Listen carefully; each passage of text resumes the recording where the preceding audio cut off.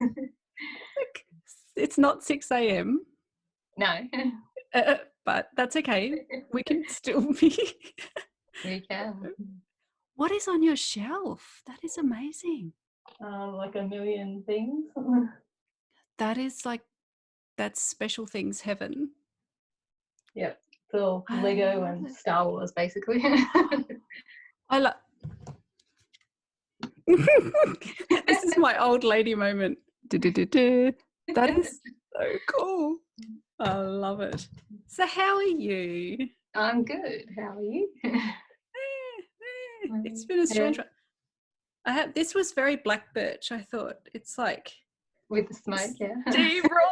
It's actually a cooling vaporizer thing because I can't keep a fan on because it blows in the.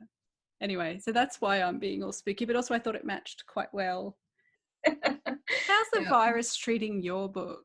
Your latest first debut release? Obviously, it's just come out, so you get the initial rush of hopefully people buying it, and then it sort of slows down. But is that virus related, or is it just the regular thing? I have no idea because I've never released a book before. So yeah, no, we really are new, aren't we? Yeah. Yeah. And your book's still coming out, isn't it? Yeah, not till the end of April. I feel like now that's a really long time away. But it's really not. That's probably me living in denial later. It's the bags. Look at those. Which if you've read the book, gorgeous. Yeah, so a bookstore in the book. Yes. There's this magnificent bookshop that everybody wishes was around the corner from their house. Yes, same here. And so you've got this, like, you've got a way to do those sorts of things in what I would have called within the diegetic universe. In when we study these things, it's like within your universe, there's this real thing. And then I swear people are going to be Googling to find this bookshop thinking it's this real world place. Yeah. I love it. I love it. As well, which they talk about that in the book as well. So I have one of these and I made one as a competition giveaway. So there's one other person in the world who has one of these. I was so tempted to enter, and then I thought that would be really unfair because I thought it's like, you know, you don't want to take the prize winnings from young adult readers as well, because you sort of, it's really hard when you're an adult, young adult fan to not want to just jump in and be like, get out of the way, teenagers, I want to win everything. Well, I spent all of last year rewriting the second one, and the second one's the longest book so far, so it took a long time to pretty much rewrite it, and it's my favorite one. The second one was actually the one that gave me the idea for the whole series. There's a scene in there that's sort of the whole idea for the whole thing. And so I really like the second one. And so at the moment a friend of mine, you know, Tash, also from the 6 a.m. Rise, she's going to read it for me and do some editing and all that sort of stuff. I'm hoping to have it ready by July to publish and put out there. So I'm trying to get them out sort of 6 months after each other. That sounds great. As a reader, you know, that's great spacing there, and it gives you time, but it never feels like enough time no matter how much you have. Don't know how that one works. If I stick to that plan, the third one won't come out for another year. So then I keep thinking, I've got a whole year to do this, but you don't realise how quickly time goes. And I really should not be wasting that year. I really should be trying to get through it. I was trying to edit a chapter a day at the beginning of this month. So technically, what is it, the 19th? I should be up to chapter 19. I'm still in chapter 4. I just finished chapter 4 yesterday. And it took me like a whole week to get through it because, it's just... That's good. It means you're not making the plan take over from what's actually needed, and nothing ever goes to schedule for me, so it makes me feel better to know that you don't. That you don't either. So. Oh, and hello. Oh, my goodness. How old now? He's 5 months old. And he's biting me. Look at those eyes. What's his name? Dash. I knew that. I just don't. Oh my goodness. I've locked Teddy, my dog, in the bedroom with my daughter. So not alone, but he couldn't stop barking. They could have met with 6 a.m. Oz writers in the morning. Who started that? It was Emily, I think. Because then because Emily had a bit of a break for a little while. Yep. And it might have been when I started There you wants attention. You're violent. You're being eaten live on television. I know.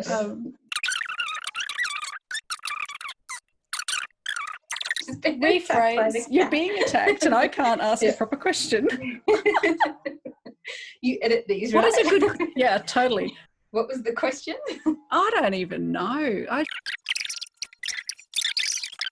It definitely gets me writing, especially daily writing. Well, sometimes I don't do it on the weekends because, you know, you like to sleep in. But definitely during the week, for sure, it's a bit more of a routine. It's like when you go to, like I was at this conference on the weekend, the YA Day, which every conference I have been to in the last year has featured you in a video talking about your book.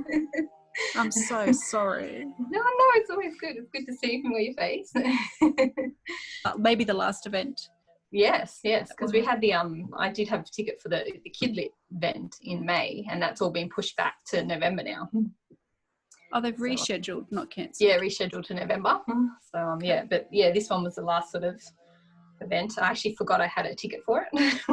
And then Belinda, one of the 6 a.m. writers, messaged me and sort of said, "Oh, are we catching the train together?" And I was like, "I'm not going to that." And then she's like, "Oh, I thought you bought a ticket." And then I looked back through my emails and realised, yes, I had bought a ticket.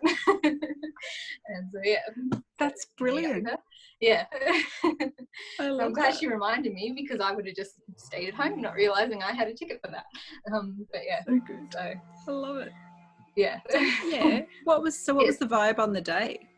It was good. Yeah, it was good event. We got to sit and listen to some writers obviously talk about their process and everything, which is always fun to hear. It's always good to hear, and you know, everyone worries about the same sort of things. Like one of the authors there said that she'd gotten an email that morning from a reader who had emailed her to tell her there was a typo in her book that had just come out and things like that. So yeah, everyone worries about the same sort of things. Do that. Why would they do that? Yeah, well, I don't know. I mean, two minds about sometimes you want to know these things, so I guess you can fix it. Yeah. But then at the same time, then it's sort of like, then you know, there is a typo in there and other people are going to read this. So yeah, there's always going to be one. Maybe there's a moment of reassurance that once you've found it, you know where it is. Don't look for any more. Yeah. Absolutely. Oh, and was everyone sort of sanitizing like crazy, or was it quite? Yes. As soon as we sort of went anywhere and came back to the conference, you wash your hands in the bathroom and all that sort of stuff. A little bottle of sanitizer hanging around. But it was good. It wasn't really overcrowded or anything like that. So you didn't feel like you were sort of bunched up in a room with a bunch of people. But it was good. Was it under the State Library in the? Yes, the Wheeler Centre. In the Wheeler Centre there. I think I've only been once down for the Emerging Writers Festival last year. Yes. But it's very strange to have any idea where these things are because I've never had that before. So I always just see the black stage. That could be anywhere, you know. But I think I'm getting an idea of where. Is there a truck reversing? It's probably. Oh, no, that's right. They're whippersnipping next door. It's fine. Yeah, no, I wrote the third and the fourth one like in 2017 and I haven't looked at either of them since then. And so at the moment, I'm looking back at the third one and just sort of, going back through it now and rewriting a bit because obviously your writing style changes. I was about to say, that must be really strange because you've grown so much as a writer from completing the first to the polished stage and the second. I'm completely avoiding my work today. I'm going to be chatting all day instead of rewriting a synopsis. I hope no one's listening that's wanting that synopsis that I have not done. And synopsises are the worst, aren't they? Oh, I try to just cram a whole book into a couple of different paragraphs. And when you've already done one, and this is a slightly different one, they want more of a pitch style synopsis. So I've just got to sit down and do it. But every time I try and work, my brain just says, "But virus, let's go and do something. Let's go and I don't know, vacuum pack things." Or I started vacuum packing the food, just in case. Yeah. That's not that I'm a prepper, but I have prepping tendencies. So. Well, I suppose if you are a prepper, you're sort of pretty happy with yourself now, aren't you? Got all that stuff out. And camping. All the camping gear is going to come in handy. I don't know why. but I'm sure it will, all those stocks we've got in there. Oh, I think we have toilet roll in the camping gear. It'll be slightly damp. Everything that goes camping ends up coming back slightly damp. Toilet roll. Do you have any advice for surviving, as you're an experienced work at home person, maybe what's your biggest warning to watch out for, and any helpful hints? Definitely distractions. It's so easy to get distracted, especially when you're at home, and it's just easier to sort of turn the TV on or to send you just wander in the kitchen and go, oh, maybe I'll bake something, like, and then the next thing you know, half your day is gone. But yeah, no, definitely, because I used to, when I did work, I worked like in a job that was paying. I worked from home then as well, and so when that job finished and I started writing full time, I made sure to keep up the routine of sort of almost going to work, but obviously at home, sort of stuff. So yeah, it's definitely routine of saying, yes, it's 9 o'clock, 9:30, whatever. So now I'm going to sit down and write for a couple of hours, or sit down and work for a few hours. And obviously you have your regular breaks. Like I still have lunch at lunchtime, and that's your break and things like that. So yeah, try and keep your routine, basically. Work routine at home. Yep. Keeping your times down. Yep. From our resident organizer. Great advice.